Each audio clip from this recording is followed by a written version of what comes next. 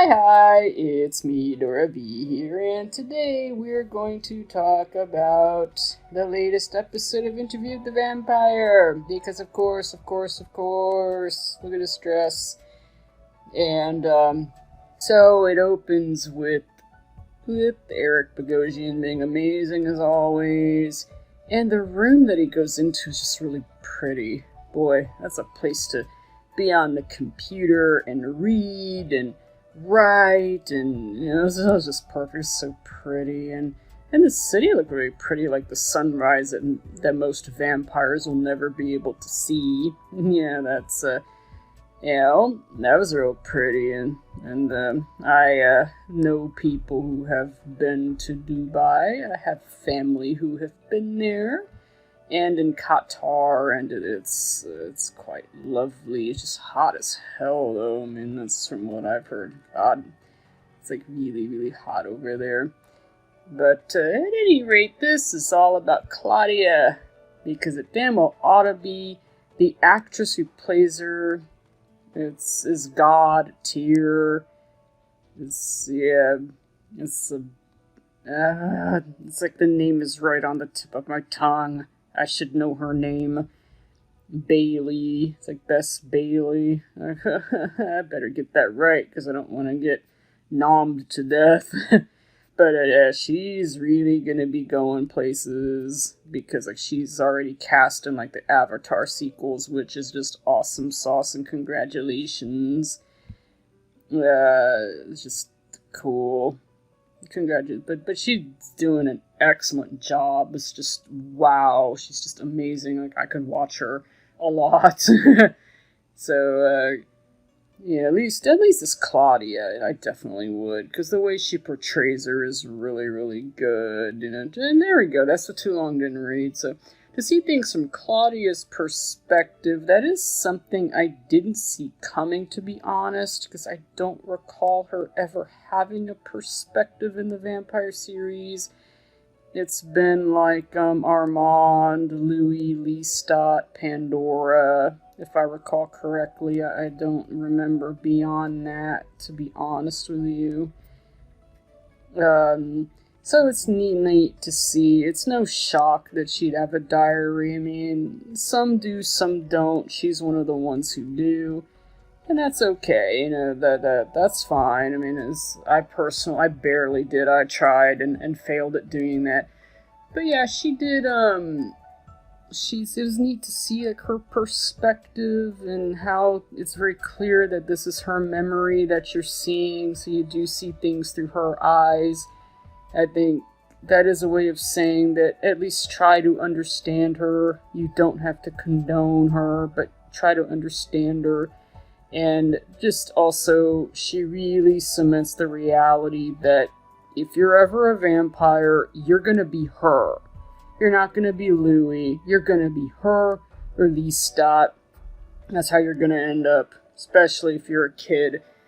And let's see, but it's definitely very different from the book. She is older. The way she became a vampire is a bit different. Like, Louis found her and then brought her to Lestat, and that's kind of how they have their little vampire family that people just love, and they're sad that it kind of didn't pan out the way they'd wanted. Aww. People still sad over that, and I understand that. I certainly hear that. And with me, it's kind of like, well, it is sad. But if it's any consolation, if you do read, like, all of the Ayn Rand stuff, ooh, I'd haunt you, ooh. You'll find that if you're into Lestat and Louis, you won the ship war. Okay, you won it. Hooray! Like, yay. So, but there is foreshadowing involving her, and if you've read the book, you'll know what I'm talking about. But yeah, she's amazing, and I spent a lot of time like going la Lestat, but you can kind of tell that he's kind of annoyed with her, but he adores her at least a bit, but less than Louis, though Louis clearly, like, those two are a lot closer, And it's so nice that she got her own room, her own coffin, her own the doors. Like, that's, I definitely relate to that. Like, it's like, out, out, out, out, out. That's kind of how I am, too. You know, you really, she clearly wants her privacy, and I definitely relate to that. Because I am the same way. It's like, out, out, out. You know, I'm a grown-ass woman, and that's how I am. So yeah, the average teenager is like the exact same way. And like I said, this is who you'll be. You're gonna be her. If you're ever a vampire. The only thing is that it is a curse, though. At least in her case, she doesn't miss the people food, but I would. I'd still be trying to eat people food, though, because people food is yummy food. So anyway, I did see a scene that was interesting. Like, one of the servants, his name escapes me, I don't know who it is, but he was, like, kind of praying to Mecca, which I thought was like, what? Like, why would you do that? You know, that was kind of, I thought that was pretty weird. It was a very interesting scene. It's like, why would you even do that? So, like, I guess he serves more than one god, and, well, good for you, I guess, more power to you. But I thought that was a very interesting scene, and how he at least is able to see the sun, where vampires, like I said, most of them won't be able to, and I suspect some of them don't care, but I suspect a lot do. That's what I think. I don't know, it does stink. But to see them, like, the interactions with the three, it's just so adorable. Like, don't you shush me. It's like, god damn, I love that. So, and it's interesting to see how those two are still able to love in their weird way. You know, like the way that's unhealthy for most people, but whatever, you know, hopefully it works for them. Well, it kind of, nah. But like I said, if you ship those two, like, I can only tell you that you win, alright? You win the shipping wars. Good for you. So can we get back to Claudia now? Yes, they just have such adorable reactions, and it's just lively as hell. But then suddenly there's like this mood whiplash where Louis, like where his mother dies, he goes to the funeral, and there seems to be an issue with the house, but I suspect, I mean, if I saw that correctly, I think Louis does kind of, you know, he doesn't fight for the house, and he accepts their payments, I guess, or something like that. But he does kind of threaten her, you know, it's like he makes it pretty clear what he did to the door. I do remember that. I certainly, I do remember that. The ghost is still there. Alright. But I don't think he'd want to take the house, you know, especially since he already has a place of his own. And I also think, like, I'm not certain, like, if he accepts the money or not. He probably would, though. I mean, even vampires need money. I mean, I would think they would need some mun-muns, too. But I think after that, like, it's probably gonna be the last he'll ever see of them. Who knows, though? We just have to see. We shall see. But we don't know. But it was definitely tense, and if I recall correctly, like, she was just shocked more than anything. I could certainly see why, but yeah, you know, he can clearly destroy it if he wants to, but I think, like, after that, I don't know, I mean, it's probably a win-win.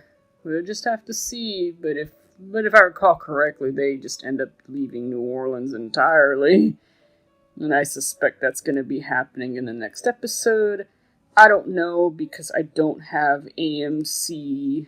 I don't have, like, AMC Plus, and I'm not going to pay for it, because I'm cheap.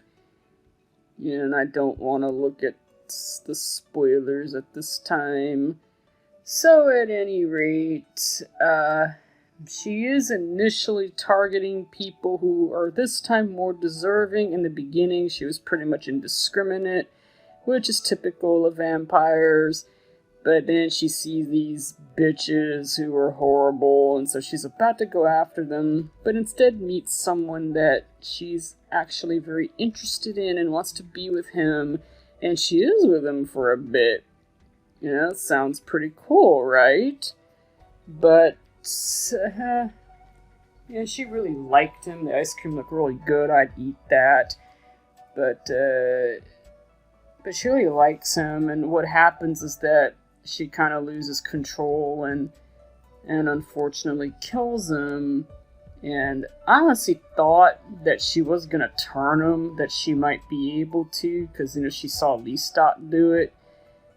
But unfortunately, that is not what happens. And once again, it just reminds me of the differences between the Anne Rice lore and the lore of, say, Ravenloft or Dungeons and Dragons, where, and I think, like I said, Carmilla and Dracula may be the same way. All they have to do is drain you dry, and voila, you're a vampire.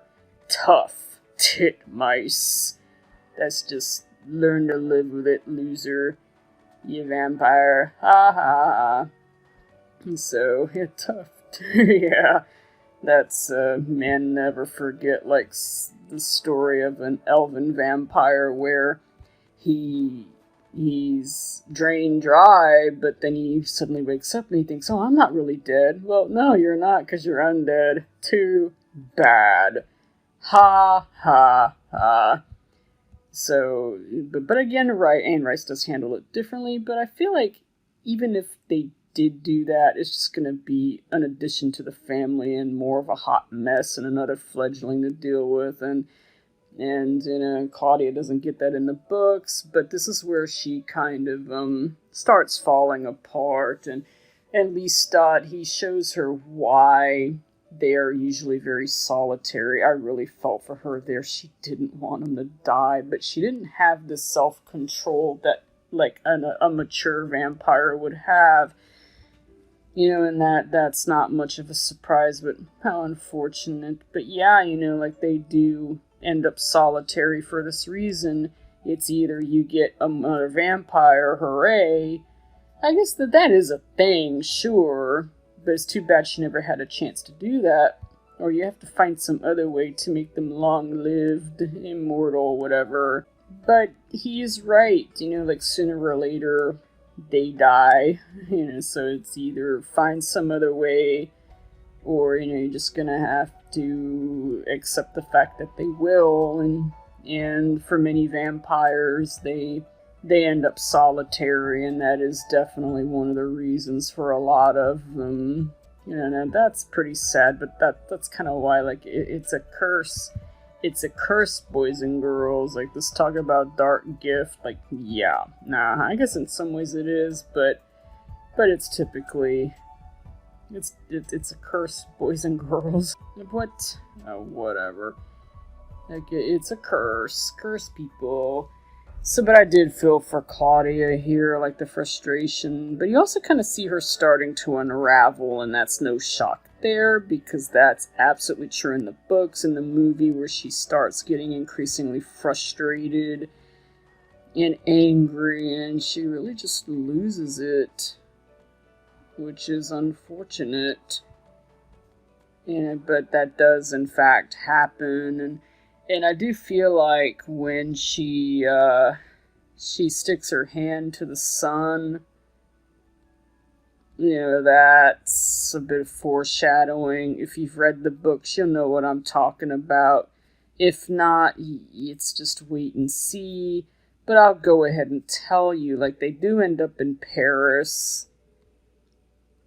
But the thing is, in the Anne Rice's lore, a child vampire is a major no-no. You're not supposed to have child vampires. So, and it doesn't help that she kind of pisses off the wrong people. So her and a vampire friend of hers end up thrown into the sunlight, where they basically turn to dust. So it doesn't end well for her. That's a shame. I feel like if they do change that, wouldn't she be with, like, Louis at least, I would think. But I don't think so. But I do feel like what happens to her might be a little different. But it's possible that she might even just do it herself. Like, that's possible as well. But who knows? I mean, they might just change it entirely. I mean, they can do that to where maybe she's out having some fun. The fun's just beginning, right? But that would definitely veer away from the books. But who knows, really? Let's just wait and see as usual. I certainly will. That was a fun episode. The actress is incredible. It's just a really fantastic job on all fronts, and I don't think I have anything left. I don't think I do. Say wave bye bye. See you later. Goodbye.